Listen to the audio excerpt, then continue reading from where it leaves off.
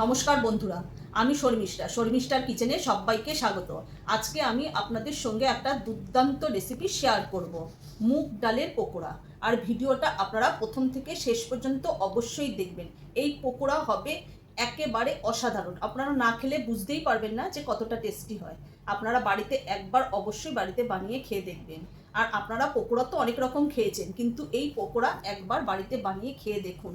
চলুন দেখে নিন। আমি ডালের পকোড়ার জন্য এখানে আমি মুগ ডাল নিয়েছি। এটা মুগ ডাল দিয়ে আমি পকোড়া বানাবো। আর এর জন্য আমি মুগ ডালটাকে 5 ঘন্টা আগে ভিজিয়ে রেখে দিয়েছিলাম। আমি জলটাকে ঝরিয়ে নিয়েছি। এটা আমি মিক্সিতে পেস্ট করে নেবো। আর এখানে আমি নিয়ে নিয়েছি রসুন। এখানে 5টা থেকে 6টা আমি রসুন নিয়ে নিয়েছি, সেগুলোকে কুচি করে নিয়েছি। আর একটা ছোট সাইজের টমেটো নিয়েছি, টমেটোটাকেও আমি ছোট ছোট টুকরো করে নিয়েছি। আর এখানে নিয়েছি 4টে কাঁচা লঙ্কা। কাঁচা লঙ্কাটা আমি ছোট করে টুকরো করে নিয়েছি। আর এখানে আমি একটা মিডিয়াম সাইজের পেঁয়াজ নিয়েছি।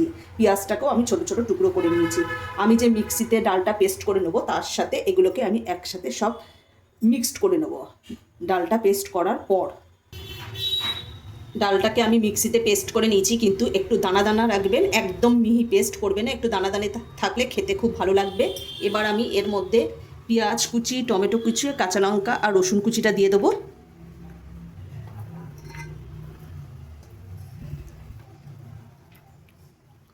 এর মধ্যে আমি কিছু উপকরণ দিয়ে দেবো। আমি স্বাদ মতো নুন দিয়ে দিলাম।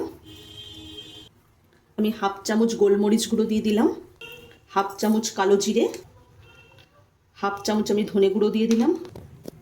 এবার আমি সমস্ত কিছু ডালের সঙ্গে মিক্সড করে নেব। হাত দিয়েই আমি মিক্সড করে নিচ্ছি। আমার মাখা হয়ে গেছে। আমি গ্যাসটা ধরিয়ে দিয়ে কড়াইটা বসিয়ে দিয়েছি। এবার আমি কড়াইয়ের মধ্যে তেল দিয়ে দেবো। এখানে আমি পরিমাণ মতো তেল দিয়ে দিলাম। এবার তেলটাকে আমি ভালোভাবে গরম করে নেব। তেলটা ভালোভাবে গরম হয়ে গেছে, আমি একটু খুন্তি দিয়ে নাড়িয়ে দিলাম। এবার আমি ডালের পকোড়াগুলো একে একে দিয়ে দেবো। আপনারা যেরকম শেপ পছন্দ করেন সেইভাবেই দেবেন। আমি আমার মতো দিয়ে দিচ্ছি।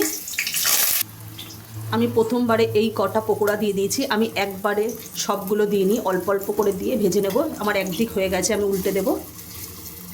এইভাবে লাল লাল করে ভেজে নেব সমস্ত পকোড়াগুলো। প্রথমবারের পকোড়াগুলো ভাজা হয়ে গেছে, দেখুন কত সুন্দর আর একদম মুচমুচে। আপনারা একবার অবশ্যই এইভাবে বাড়িতে বানিয়ে খেয়ে দেখবেন, একেবারে অসাধারণ। না খেলে আপনারা বুঝতেই পারবেন না যে কতটা খেতে ভালো হয়। আপনারা একবার অবশ্যই বাড়িতে বানিয়ে খেয়ে দেখবেন।